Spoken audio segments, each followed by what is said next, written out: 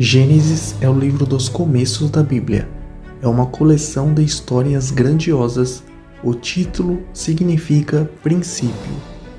Aqui é retratado o princípio do universo, do homem, do pecado, da salvação e da compreensão a respeito de Deus. É muito provável que suas histórias foram contadas oralmente muito antes de serem reunidas e escritas. Muitos povos antigos tinham suas próprias histórias da criação, e podemos imaginar estas histórias sendo contadas e recontadas de geração em geração.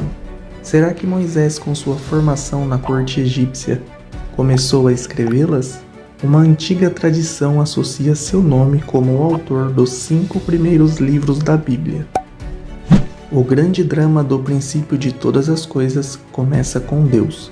Aquilo que era sem forma e vazio, Deus chama à existência, transformando-o em vida. No princípio, Deus criou os céus e a terra era sem forma e vazia.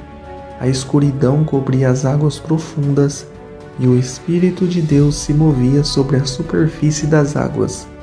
Então Deus disse: haja luz, e houve luz. A criação é descrita ter acontecido em 6 dias de atividades e 1 dia de descanso. No primeiro dia, a luz é separada das trevas, diferenciando o dia da noite. No segundo dia, ele segue com a criação do céu, o dividindo das águas.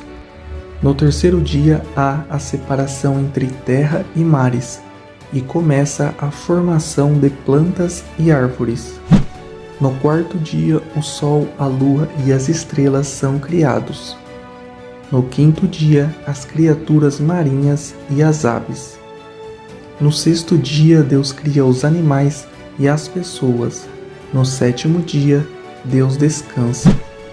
Podemos assim dizer que nos 3 primeiros dias, Deus cria os espaços que ele preenche em seguida.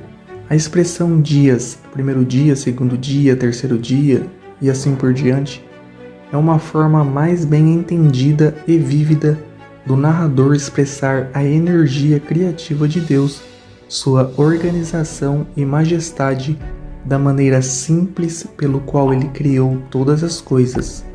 Não nos é dito quando a criação ocorreu, nem temos detalhes de como Deus fez surgir a terra e a vida, nem quanto tempo isso levou. O narrador da história não compartilha as preocupações de uma visão científica. Ele se preocupa com coisas mais importantes. Deus criou tudo o que existe. O céu, a terra, as plantas e os animais foram todos feitos por ele. Quando Deus terminou de criar a terra, ele decidiu fazer o homem à sua imagem e semelhança. Então Deus disse: façamos o ser humano à nossa imagem, ele será semelhante a nós. Dominará sobre os peixes do mar, sobre as aves do céu, sobre os animais domésticos, sobre todos os animais selvagens da terra e sobre os animais que rastejam pelo chão. Assim Deus criou os seres humanos à sua própria imagem. A imagem de Deus os criou, homem e mulher os criou. De toda a criação, apenas o homem e a mulher são descritos como sendo criados à semelhança de Deus.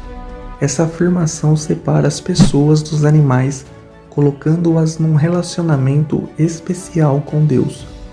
Deus dá ao homem o controle do mundo recém-formado e todas as suas criaturas. É interessante notarmos que nem após a queda do homem, essa semelhança à imagem de Deus foi destruída.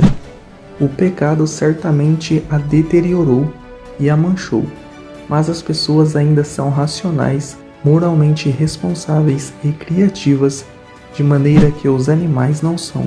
Podemos imaginar, sonhar, planejar e moldar nosso futuro. Podemos ser responsáveis pelo nosso ambiente e cuidar dele de forma adequada e também desfrutar de uma variedade de relacionamentos. Também temos liberdades para escolher, embora esta liberdade agora tenha uma inclinação enganosa. Então foi assim que Deus criou todas as coisas, e ele viu que tudo era muito bom.